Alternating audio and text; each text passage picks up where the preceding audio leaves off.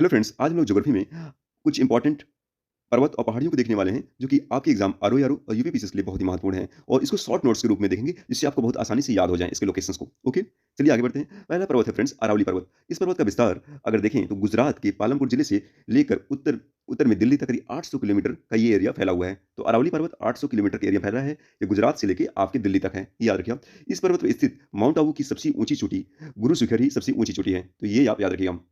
गुरु शिखर जो 1722 मीटर इसकी चोटी है। ठीक है, आगे बढ़ते हैं हम। फ्रेंड्स, आपका अगला पर्वत है वो है गिरनार।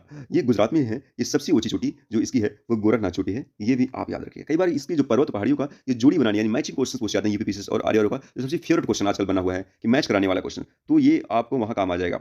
जैसे यहाँ पे विंध्याचल पर्वत की बात करते हैं, तो विंध्याचल आपका जो पर्वत है फ्रेंड, वो पश्चिम में राजस्थान के चित्तौड़गढ़ जिले से लेकर बिहार के सासाराम तक फैला हुआ है। तो इसका आप देख रहे हैं जो एरिया आ रहा है, ये राजस्थान से लेके आपके बिहार के सासाराम तक आ रहा है। तो ये आप याद रखिए। इस पर्वत के द्वारा उत्तर के बृहत मैदान को प्रायद्वीप पठार से अलग किया जाता है। तो उत्तर का जो आपका बृहत मैदान है, उसको हम अब लोग आपके प्रायद्वीप पठार से ये अलग कर रहा है आपका विंध्याचल पर्वत। आप लोग ये भी याद रखिएगा।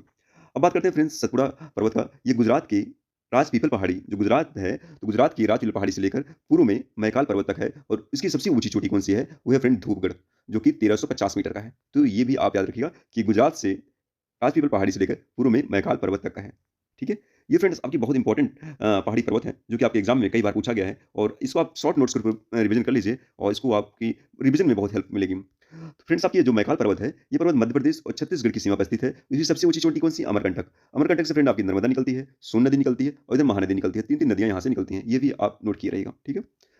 अब बात करते हैं फ्रेंड्स राजमहल पहाड़ी की। यह झारखंड के उत्तर पूर्व में स्थित है और खनिज संसाधनों को से संपन्न होने वाला यह पर्वत है। तो राजमहल पहाड़ी किस लिए प्रसिद्ध है? ये खनिज संसाधन यहाँ पे पाए जाते हैं। यहाँ से स्वर्ण रेखा नदी निकलती है। राजमहल पहाड़ी से कौन सी नदी निकलती है? तो आप जान गए, स्वर्ण रेखा नदी निकलती है। तो फ्रेंड, ये आपकी इंपॉर्टेंट और महत्वपूर्ण पर्वत पहाड़ियाँ हैं, जो कि आपके एग्जाम के लिहाज से बहुत ही महत्वपूर्ण है। Thank you so much.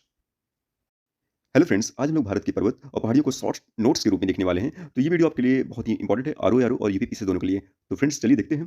पहला है फ्रेंड्स अजंता पर्वत। अजंता पर्वत आपके महाराष्ट्र में है और ये गुप्तकालीन गुफाओं के लिए प्रसिद्ध है। आप ये याद रखिएगा, बस इतना सा शॉर्ट नोट्स है। बालाघाट पर्वत यहाँ पे महाराष्ट्र के दक्षिण पूर्व में है और खनिज संसाधनों के लिए प्रसिद्ध है।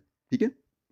बाबा बुदान की पहाड़ी क्या है? कर्नाटक के चिकमंगलूर जिला में उत्तर दक्षिण लौह अयस्क के भंडार के लिए प्रसिद्ध है।